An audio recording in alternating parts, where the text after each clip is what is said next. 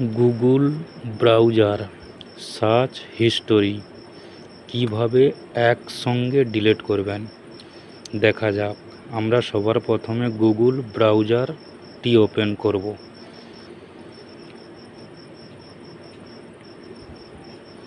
এখানে আমরা যত কিছু গুগলে সার্চ করেছি সব কিছু দেখাচ্ছে।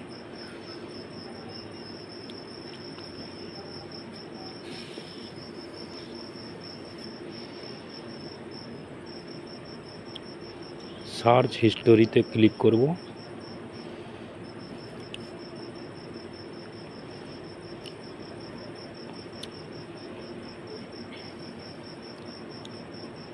এখানে আমরা একটা একটা করে ডিলিট করলে অনেক সময় লাগবে।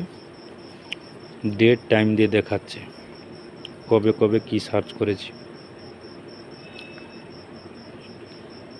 এখানে 4টে অপশান আছে, কিন্তু আমরা পার্মানেন্টলি ডিলিট করব, তো ডিলিট অল টাইমে ক্লিক করব।